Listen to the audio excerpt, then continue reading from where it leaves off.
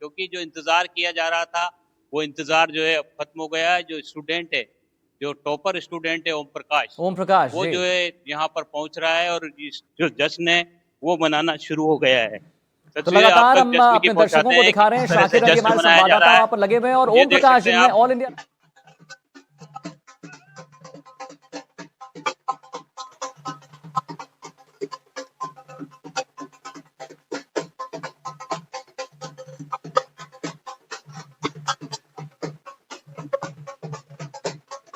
और JEE main 2025 के अप्रैल session का रिजल्ट जारी हो चुका है। नेशनल टेस्टिंग एजेंसी ने रिजल्ट जारी किया है और कोटा के कोचिंग का दबदबा फिर से देखने को मिल रहा है। जी, ओम प्रकाश से बात करने की भी कोशिश करते हैं। कैसा लग रहा है ओम प्रकाश आपको फर्स्ट मिल रैंक? रही है। अब मेरे को मतलब 100% है और फुल मार्क्स से वो तो पता था, बट रैंक क्या आने वाला है वो पता नहीं था। तो कल रात को पता चला, मैं देखा कि मतलब इन्फॉर्मेशन आई कि रिजल्ट आ गया, फिर मैं चेक किया। फिर इनिशियली तो मुझे पता नहीं था कि रिजल्ट कहाँ से देखना है। मेरे को बस इतना पता चला कि 24 बच्चों के वो 100% आ गए हैं। फिर मैं वहां जाकर रिजल्ट देखा तो रैंक कैसे सीआरएल में रैंक रणनीति 1 रही पे। इनकी, क्या फैकल्टीज का कितना स्ट्रेटेजी साथ रही और मिला? क्या क्या श्रेय देना चाहिए? मेंस के लिए मेरी मतलब ऐसी कोई स्पेसिफिक स्ट्रेटेजी तो नहीं रही, बस इतना किया कि एनसीईआरटी में जितना है उतना एग्जैक्ट फॉलो किया और टीचर्स ने जो बोला वो अच्छे से सुना। तो वही मतलब आप बाहर नहीं जाएंगे तो बस अभी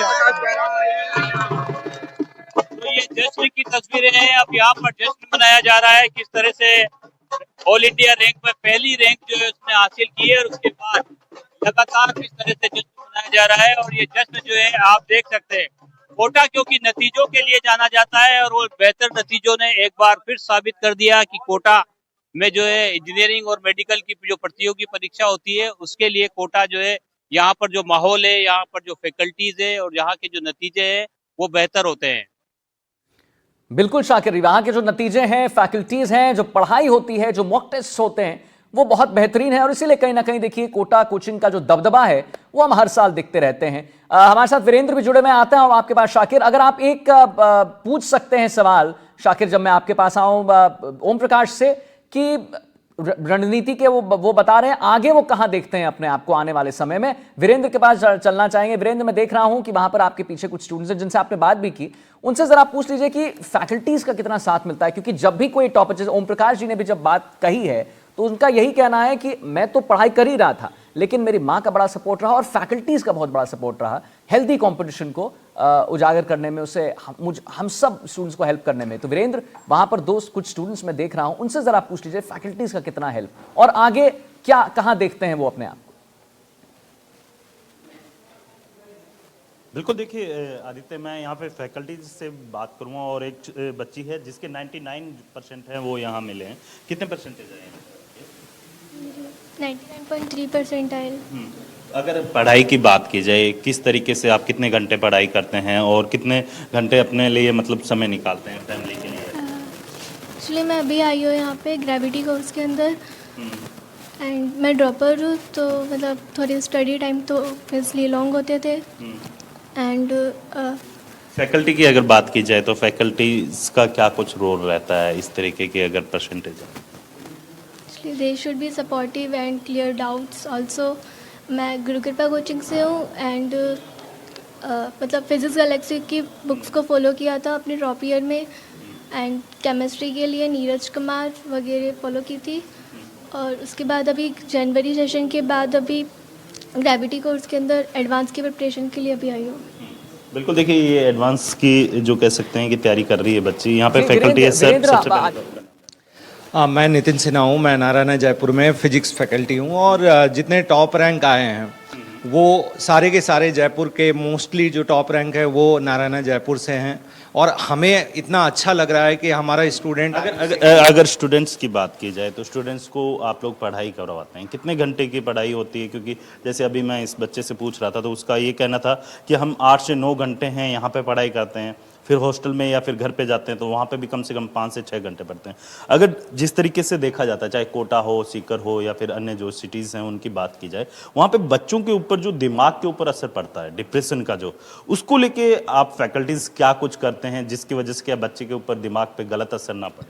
नहीं, यहाँ पे एक चीज़ मैं ऐड करना चाहूँगा। जो हमारे मेंटर है आशीष अरोड़ा सर, उनकी पूरे साल की बहुत अच्छी प्लानिंग होती है, बच्चों के ओरिएंट होके प्लानिंग होती है, टाइम टू टाइम वो बच्चों से मिलते हैं, इंडिपेंडेंट ऑफ बैच, कैसा भी बैच हो, कैसा भी बच्चा हो, सबसे वो कनेक्ट में रहते हैं और सबको अच्छे से गाइड काउंसलिंग करते रहते हैं। पर्सनल समय पे काउंसलिंग होती है? हाँ, समय पे समय सीकर के में हमारे ऑलमोस्ट जब बच्चा जो मिलना सहयोगी है चाहता वो वहां पर वो जुड़े में available हैं। होता है। जी, तो जरा बताएं जगदेव कि स्ट्रेस मैनेजमेंट एक बहुत बड़ी चीज होती है स्टूडेंट्स के लिए, और स्पेशली जब वो कोचिंग कर रहे होते हैं। जैसा कि हम जब अपने कुछ स्टूडेंट से जब इनसे बात, वीरेंद्र कुछ बात कर रहे थे स्टूडेंट से, तो कह रहे थे कि 10th मेरा मार्क्स इसलिए थोड़ा गड़बड़ा गया या मैं उतना अच्छा नहीं परफॉर्म कर पाया क्योंकि 10वीं कक्षा के लिए भी मुझे प्रिपेयर करना था। तो स्ट्रेस कैसे मैनेजमेंट करते हैं खुद बच्चे, और उसमें कितना योगदान होता है फैकल्टीज का?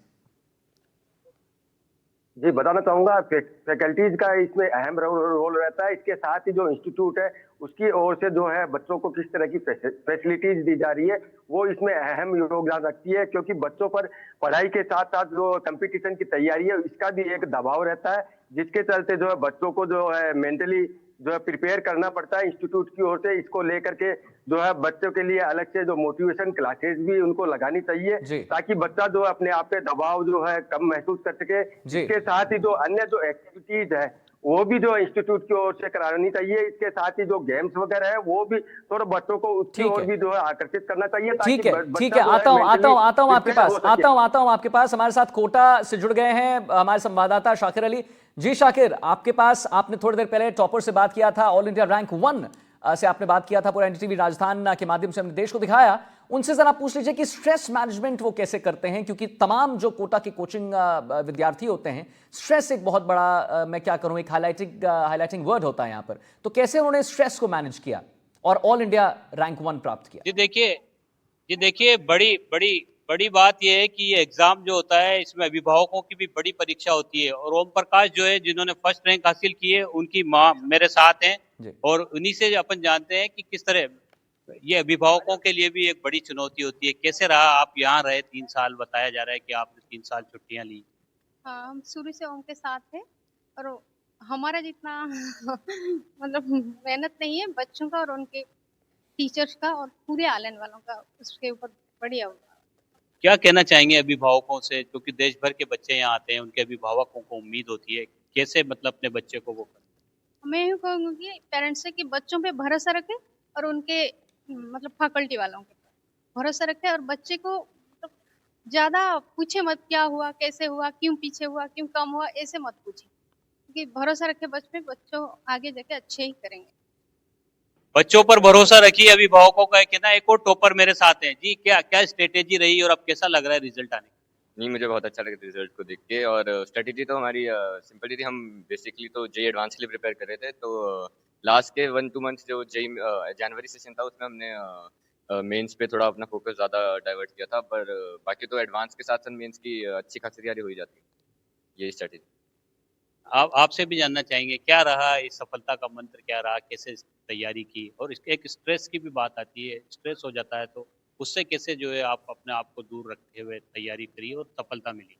जी, मैंने तो जेई मेंस के लिए एनसीईआरटी पे प्राइमरी फोकस रखा, एंड स्ट्रेस की जहाँ तक बात आती है तो स्ट्रेस के लिए जब मुझे स्ट्रेस होता तो मैं घर में बात कर लेता था, पेरेंट्स से, भाई बहन से, वो बहुत फायदेमंद था। और एनसीईआरटी को रिलीजियसली फॉलो करना चाहिए जेई मेंस के लिए, मेरा तो ये रहेगा। और शाकिर, एक आखिरी सवाल उनसे पूछ लीजिए कि तो टाइम मैनेजमेंट अभिभावकों कैसे की किया? और अपने परिवार स्ट्रेस मैनेजमेंट तो ठीक है, टाइम मैनेजमेंट कैसे किया है जब तमाम जो टॉपर्स आपके साथ वहां पर हैं?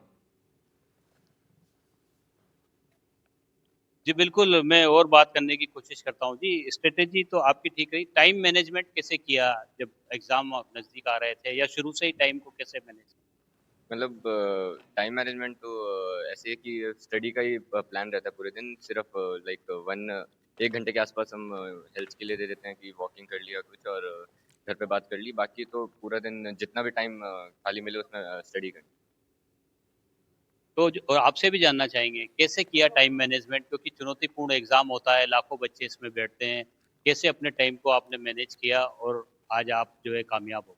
टाइम की बात आती तो मेरे पास डिस्ट्रैक्शन के लिए बहुत कम चीज़ें थी, मैंने फ़ोन नहीं रखा था, एंड्रॉयड फ़ोन नहीं रखा था, एंड और जब जैसे कि पढ़ाई करने का होता था तो मैं टाइमर लगा के पढ़ाई करता था, उससे ठीक है, बहुत ठीक है फायदा होता शाकिर। कि तो देखिए, दो अहम बात जो टॉपर्स कह रहे हैं एनडीटीवी राजस्थान पर, फर्स्ट एनडीटीवी में आपको दिखा रहे हैं कि एंड्रॉइड फोन नहीं रखा, और जब भी हमने अपने परिवार से बात किया उसके बाद जो टाइम बचता था सिर्फ हम पढ़ाई में ही देते थे, एंड्रॉयड फोन का इस्तेमाल नहीं किया। और एक टाइम मैनेजमेंट जिसको कहते हैं कि आधे घंटे में मुझे कितना पढ़ लेना है, 2 घंटे में कितना, उसको बहुत ही उस पर हम वो स्टिक रहे। और इसी के साथ बहुत बहुत धन्यवाद करेंगे हमारे तमाम जितने भी रिपोर्टर्स जुड़े। वीरेंद्र, आपका बहुत बहुत धन्यवाद। शाकिर अली और जगदेव सिंह जुड़े हमारे साथ, और हमने अपने दर्शकों को भी दिखाया कि कैसे यहां पर जो आज रिजल्ट्स आए हैं और जो